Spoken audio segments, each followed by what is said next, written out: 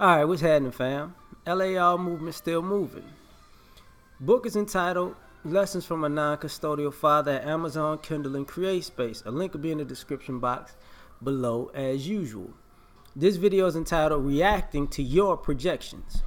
So what I'm saying is some people project their mindset, thoughts, and how they operate onto other people. And when they do that, they're not actually reacting to the person that they're in conversation or conflict with. They're actually reacting to themselves and how they do things.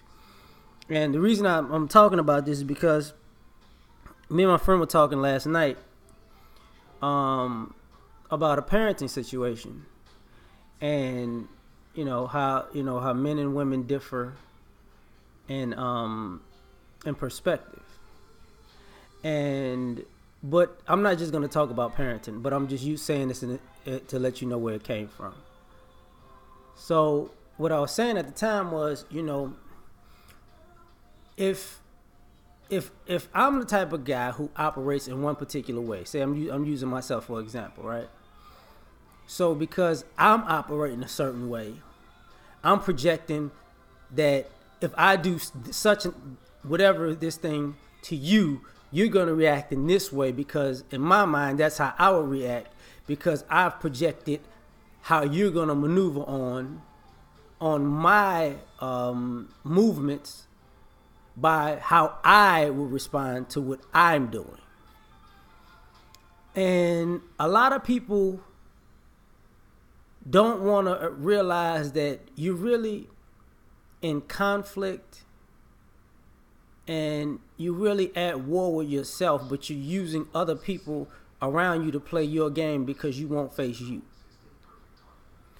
And even it sucks, because even when you're having conversation, and we always see that, somebody have a conversation and you hear a person, but you're not listening, because you hear what they say and you interpret what they say as how you would do it. And which means you are so self-absorbed that everybody is thinking like you. And I think that's detrimental. And a lot of times I've learned, there are people who, and I've had these same situations in my own life situation. I've done this to people in the past, but after a while I got out of that. But for people who, after you hit a certain age and you don't get out of that, it's just really paranoia to me of karma or retribution or revenge, because you know what you're doing. You know your intention for doing what you did. So you assume, in my opinion, it's like you're assuming you know these people's intent when they respond to your projection. Like, I'm gonna get them before they get me kind of mentality.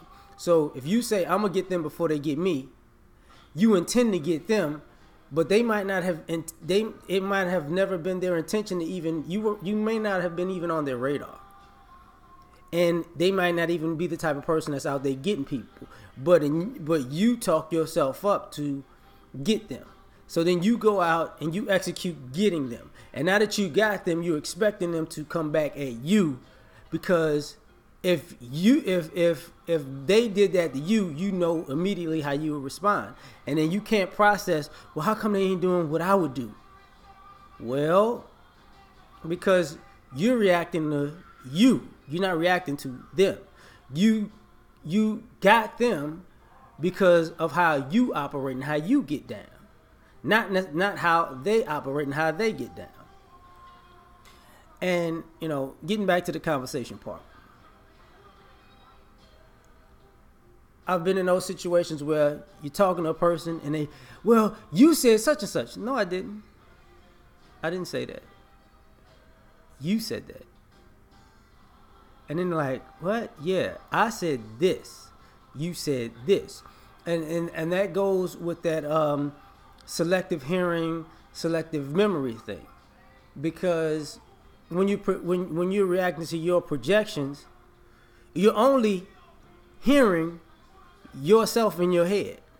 You know, a lot of people have this thing where they jump on these triggers and trigger words. And when you jump on these triggers and trigger words, that's a telltale sign that you're not listening to what people are saying, or you're not even looking at what people are doing. You are responding to a trigger that's in your own mind. And you're looking for a justification to make your actions seem rational and valid after the fact that you were irrational in your approach. So people have a issue with that, you know, and some people, and the reason I'm talking about this, you know, same thing, I'll get to that in a second. Same thing about the political argument, and I've talked about this before. People go around throwing, oh, this person's a liberal, so they dismiss everything they say. Or this person's a conservative, so they dismiss everything they say. So if you're not listening to the message, you just projected who they were in your opinion onto them, and now you're dismissing them upon your opinion of something or someone that you know nothing of. Because you didn't actually spend the time to either get to talk to the person, get to know the person, or research the person before you talked about them. You just looking for bullet points that can fulfill your fantasy projection, you know. So this was going on yesterday. It was going on yesterday, and I was talking to my friend, like, you know, you can't.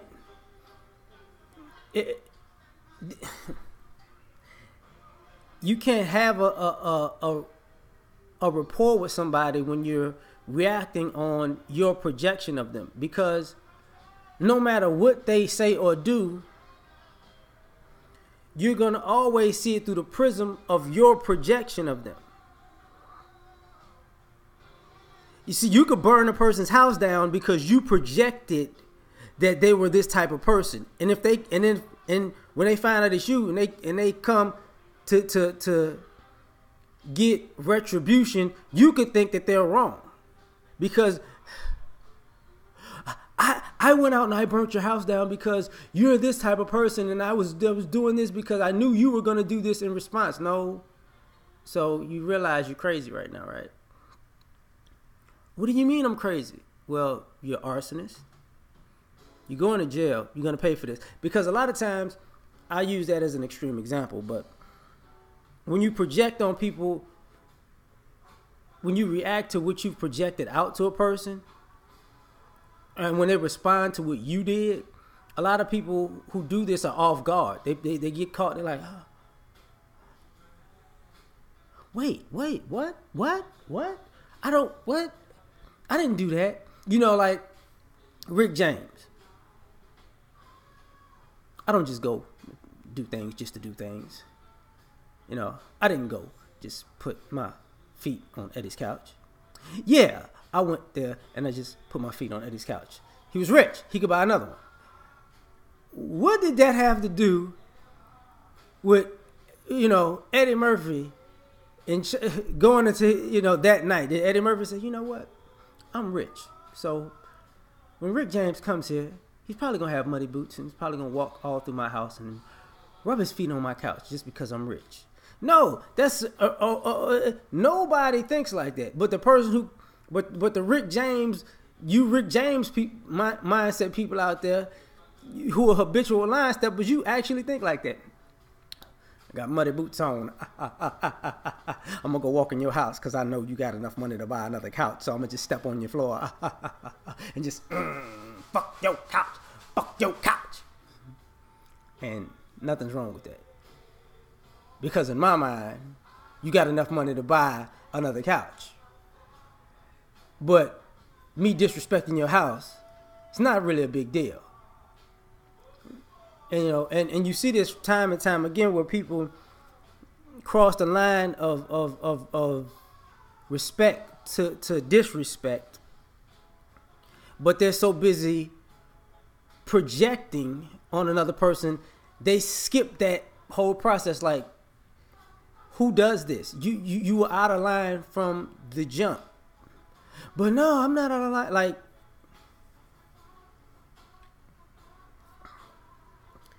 there are people who you would consider, too nice, and they can't, and because they're such nice people, they should never respond in a assertive or aggressive way.